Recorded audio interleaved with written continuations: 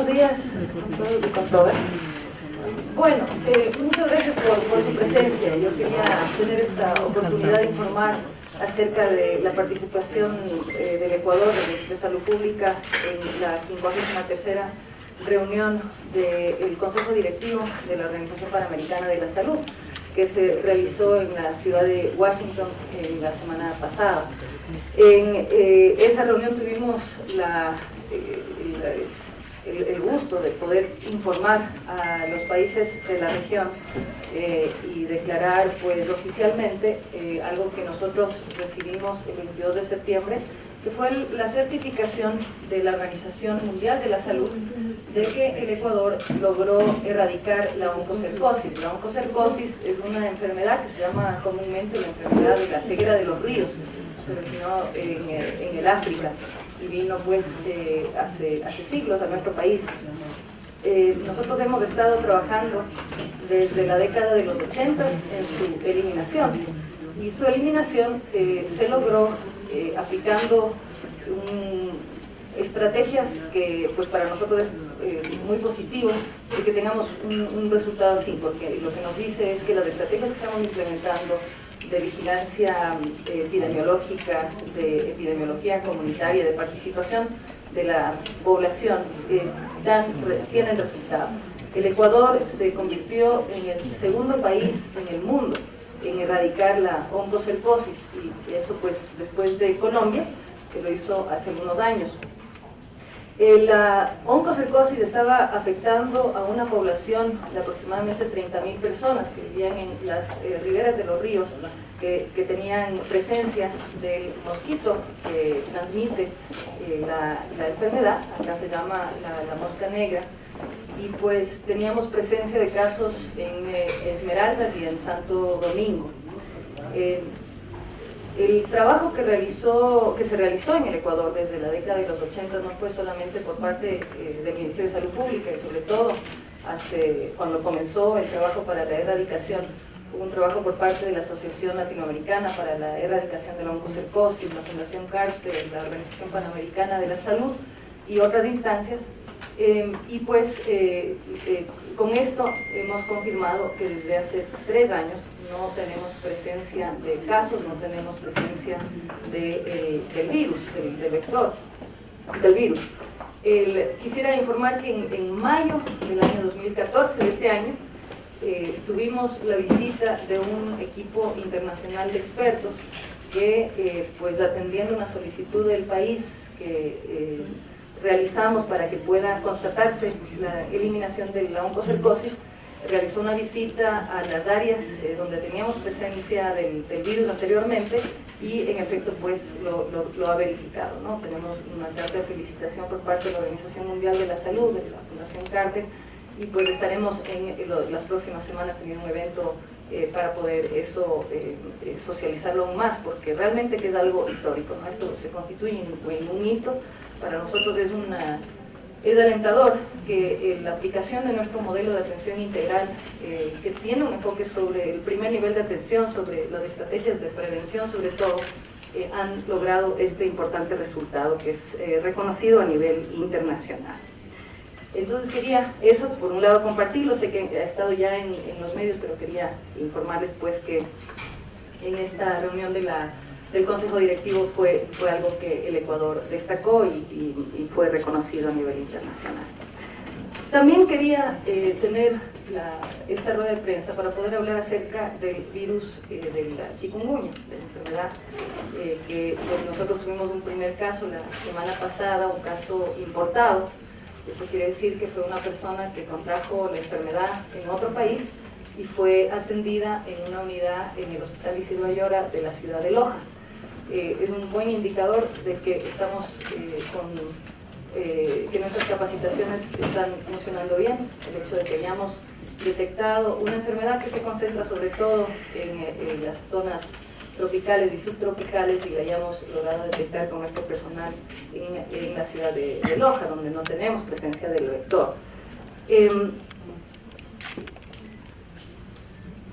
A pesar de que el caso que tuvimos la semana pasada es un caso importado, se espera que en nuestro país vamos a tener presencia de la enfermedad con casos autóctonos, con casos nuestros.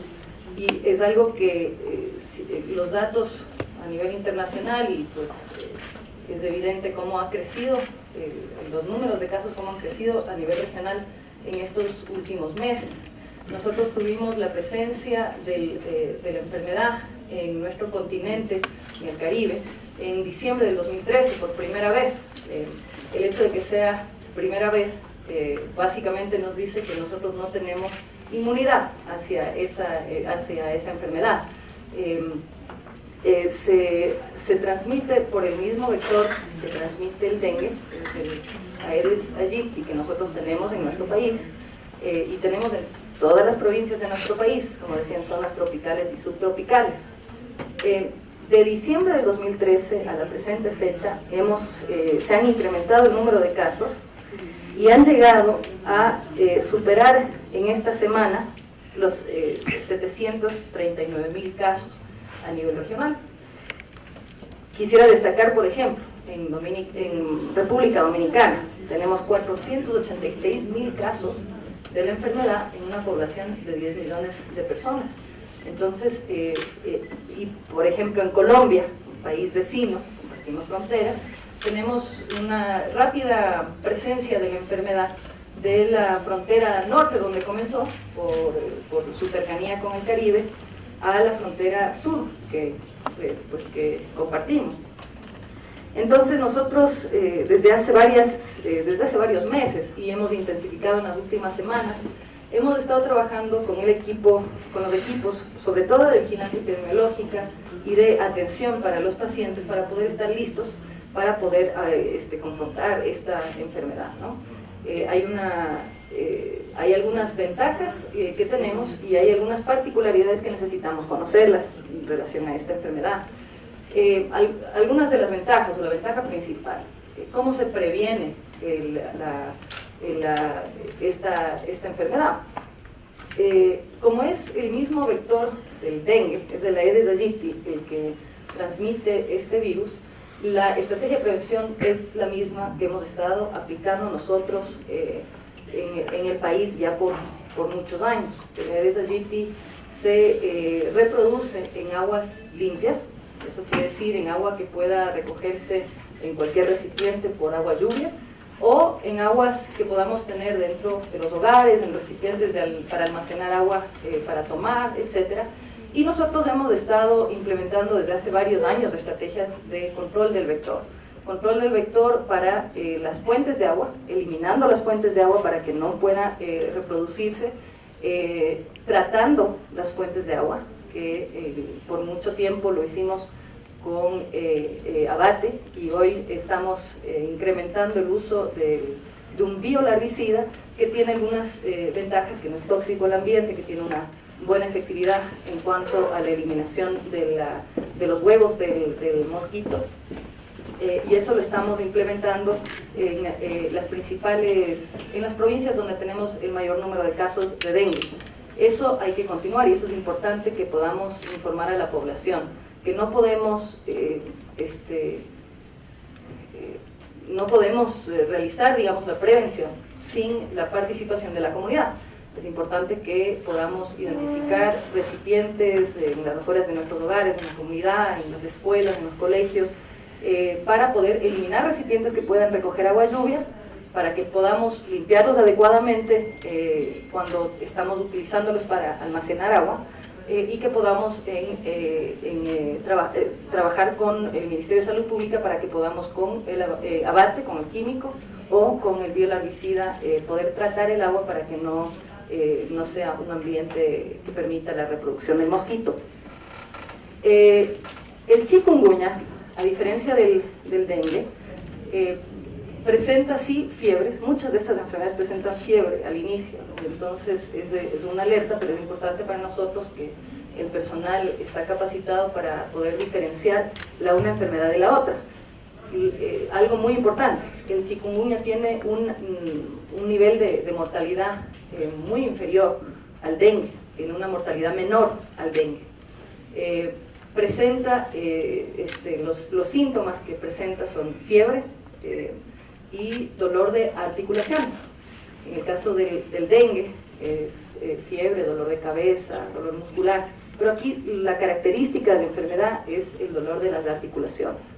Ahora, algo que es un reto para toda la región, para toda la región de las Américas, es que los síntomas de dolor e inflamación de las articulaciones pueden durar hasta más de un año. Tenemos casos hasta más de 2 años.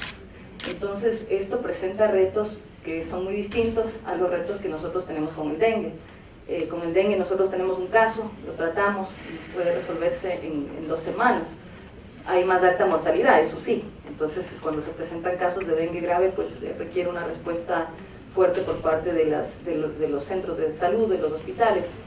Pero en el caso del chikungunya, pese a que hemos tenido hasta el momento 118 muertes confirmadas de 740.000 casos aproximadamente, es un nivel bajo, es importante recalcar que a diferencia del dengue podemos tener síntomas que afectan productividad, que afectan funcionalidad y pueden durar en algunos casos más de un año, más de 2 años. La mayoría de casos, pues los síntomas duran entre 3 y 6 meses, pero pues sin duda el hecho de que tengamos la presencia de síntomas como los que presenta chikungunya, inflamación de articulaciones, de manos y pies sobre todo, representa un reto para el sistema de salud, para todos los sistemas de salud, porque esas personas deberán tener una atención obviamente domiciliaria, pero una atención en cuanto a control del dolor, a control de la inflamación.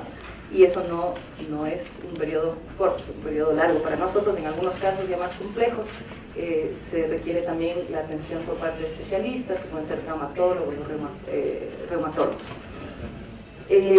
En cuanto a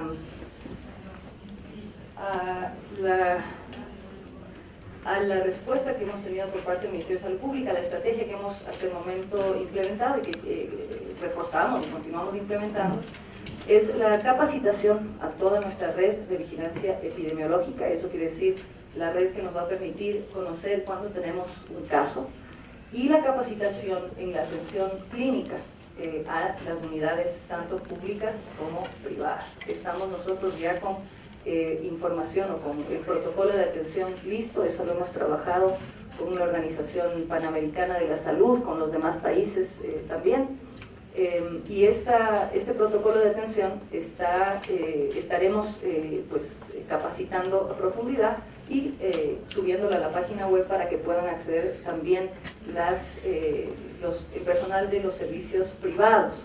Es importante aquí que tengamos la capacidad de detectar los casos en cualquier unidad del Ministerio de Salud Pública, pero en cualquier unidad privada también. Con el caso que tuvimos la semana pasada, esto ya les comunicaron, pero inmediatamente nosotros hacemos un cerco epidemiológico. En Loja la característica es que no hay el vector, entonces no presenta un riesgo de propagación de la enfermedad en la ciudad de Loja. Es necesario el vector, es necesario el mosquito, no se transmite de otra forma la enfermedad. Y pues el mecanismo de prevención, la atención es domiciliaria, igual que el dengue, pero es importante que haya un diagnóstico clínico en un centro de salud, en un hospital, pero la atención es domiciliaria. Es importante, como en el dengue, el uso de toldos, porque una persona que tiene el virus, básicamente, si es que le pica el mosquito, el Aedes aegypti, ese mosquito luego puede transmitir. Ese es básicamente el mecanismo de transmisión. Entonces aquí aplican las mismas estrategias, ¿no? El uso del toldo, la protección con repelente, sobre todo en las horas de la mañana y en las horas de la tarde, es cuando más tenemos la presencia del mosquito, aunque el mosquito puede estar presente también en las horas de la noche si tenemos las luces encendidas. Entonces, pero es importante que sepamos cuando estamos afuera, evitar las picaduras de la Aedes aegypti, sobre todo es del mosquito que tiene las patas rayadas, es fácil de identificarlo, ¿no? Y nuevamente, pues aquí las zonas de riesgo son todas las zonas donde nosotros tenemos la presencia del vector, la presencia del mosquito.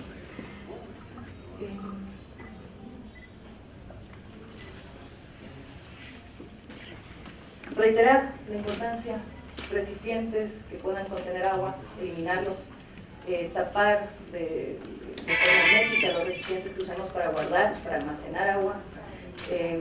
Nosotros estamos realizando mingas siempre, todo el año en distintas comunidades para un poco reforzar esa idea, pero no es necesaria ni es posible la presencia del Ministerio de Salud Pública en el control permanente que podemos realizar en nuestros hogares y en nuestras comunidades, así que eso es importante que conozca la población. Finalmente me refiero a algo que pues, ha estado sin duda en los medios y de mucha preocupación a nivel internacional. Tenemos una alerta sanitaria, una emergencia sanitaria de interés internacional, que es la presencia del virus del ébola, como ustedes conocen, en el África, sobre todo en países como Liberia, Guinea, Sierra Leona. Nosotros estamos implementando ya un plan de contingencia en el caso de que se presentara un posible caso. Tuvimos la semana pasada la presencia de un caso importado en Estados Unidos. Hemos validado ese plan de contingencia con la Organización Panamericana de la Salud, es decir, hemos seguido todos los lineamientos de la Organización Mundial de la Salud. Tenemos identificados hospitales, que son los hospitales de referencia en el caso de tener un caso sospechoso, que son Pablo Arturo Suárez aquí en la ciudad de Quito. En Guayaquil estamos trabajando para fortalecer la capacidad del Hospital Naval, el Hospital de Azogues, entre otros. Hemos realizado capacitaciones tanto en aeropuertos como en puertos, que son los puntos, digamos, de ingreso de las personas que vienen al país.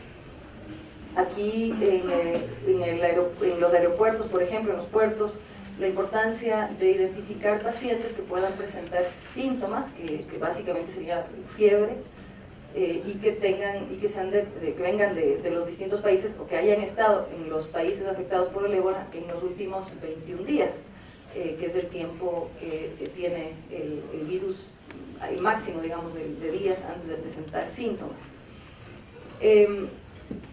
El caso que nosotros vimos en Estados Unidos la semana pasada, el caso que se está atendiendo, es un caso de una persona que llegó al país de forma asintomática, es decir, no presentaba fiebre cuando ingresó al país.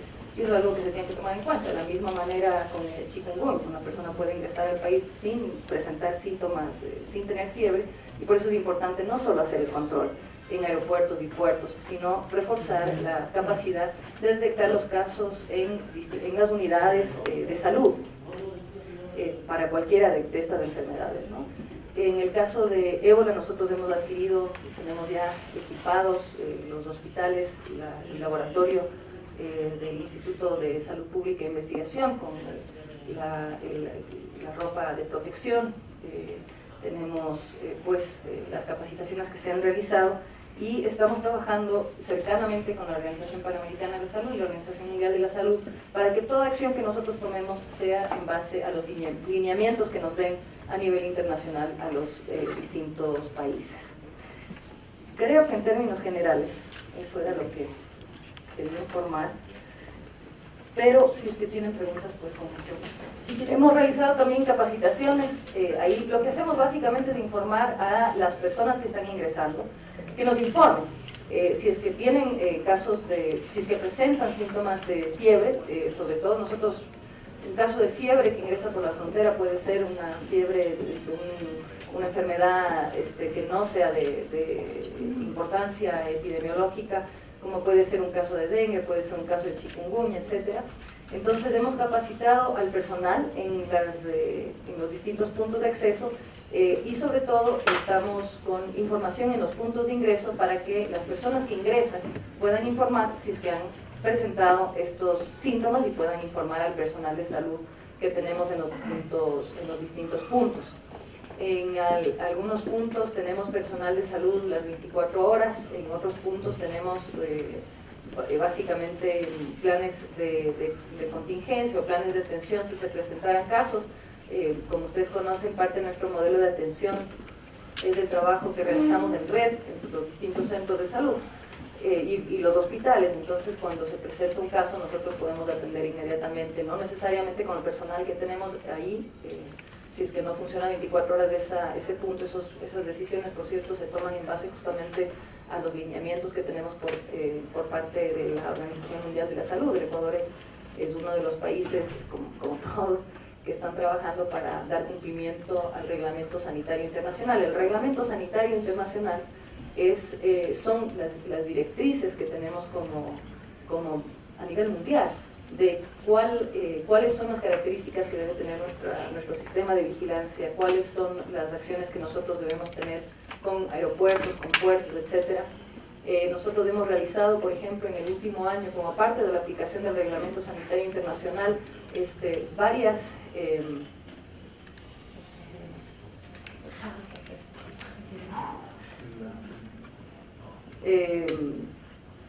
simulacros, gracias. No sé, perdón, la palabra esa nunca. Hemos realizado varios simulacros en este último año. Estaremos realizándolo también en las próximas semanas en los distintos puntos de ingreso. Esto nos sirve para poder verificar que los sistemas y los procesos están bien identificados. Nos permite identificarnos los críticos, nos permite ser autocríticos, es decir, dónde podemos fortalecer, dónde podemos hacer mejor. Antes de tener un caso, ya hacer un simulacro, es básicamente decir, suponer que tenemos un caso y ver que todos los procesos estén en orden. Pero si una persona pasó por África, por alguno de estos países sobre todo, pero puede haber pasado por África, y en el momento en que se notifique, ¿esa persona tendría una cuarentena obligatoria de al menos 21 días? A ver, las recomendaciones a nivel internacional son, evidentemente, si es que la persona presenta síntomas, tiene que ser atendida, tiene que realizarse el levantamiento de las personas con las que ha estado, si es que se verifica el que tenga síntomas de cualquiera de estas enfermedades. En el caso del ébola, las directrices de la Organización Mundial de la Salud no son la cuarentena para las personas que han estado en contacto con personas con la enfermedad, sí el tratamiento y el aislamiento de las personas que tengan confirmada la enfermedad. ¿Qué es un cerco epidemiológico? Porque muchas veces yo lo he leído en los medios últimamente como en singular, el cerco epidemiológico. Nosotros, los cercos epidemiológicos se realizan con todos los casos. Cuando tenemos un caso de dengue, nosotros realizamos un cerco epidemiológico, es decir, dónde estuvo la persona, dónde es posible que contrajo la enfermedad y por ende cuáles son las personas que están en riesgo, que están en la misma, que estuvieron cerca, digamos, de esa persona. Y eso lo aplicamos para dengue, para malaria, para leishmaniasis, para chagas, para todo, porque enfermedades que son enfermedades como estas, pues básicamente sabemos que donde haya contraído la enfermedad, donde haya estado la persona, podemos tener personas que estén en riesgo, ¿no? Entonces eso aplicamos para cualquier caso que tengamos como esto. Bien, en el chikungunya nosotros no, en la mayoría de casos, la gran mayoría de casos no requieren hospitalización, por ejemplo. Es una enfermedad que de forma similar al dengue se la trata con antiinflamatorios, con medicamentos para el dolor, pero que se la atiende de forma domiciliaria, es decir, se le da las recomendaciones, la receta médica si se requiere para la persona y se puede regresar a su domicilio, ¿no? La persona en Loja está estable, está mejorándose, no tenemos información de complicaciones ni nada por el estilo. Y pues en los casos que podamos tener de dengue o de chikungunya, la atención se realizará en un primer momento en los centros de salud, en el hospital donde se presente la persona. Es importante que con síntomas de fiebre pueda presentarse en un centro de salud o hospital y pueda atenderse de forma domiciliaria, a no ser que tenga características o síntomas que requieran, digamos, hospitalización, complicación. ¿Y el nivel de contagio? Es igual que el dengue, básicamente, como mencionaba, ahí la importancia del cerco epidemiológico que realizamos cuando se presentan casos es ver dónde ha estado la persona, si ha estado en zonas donde tenemos presencia de vector. Si es que está en una zona donde no hay vector, pues no hay riesgo de transmisión. Y esas son todas las consideraciones que tomamos para poder prevenir. Claro, todas las provincias del país tienen zonas tropicales y subtropicales que tienen presencia de la Aedes aegypti, que es el vector. Todas las provincias de nuestro país tienen zonas tropicales y subtropicales. Hemos tenido más casos de dengue en provincias como Guayas, Manabí, Santo Domingo, Esmeraldas, El Oro, y desde los últimos años también una presencia importante en las provincias de la Amazonía. Bueno, realmente que el riesgo de que nosotros tengamos un caso de ébola es bajo. Y sin embargo, como mencionaba, tenemos el plan de contingencia listo y el tratamiento adecuado, que es básicamente hidratación y dependiendo la gravedad del caso. Sabemos, por ejemplo, los pacientes han atendido cuidados intensivos cuando se ha requerido eso.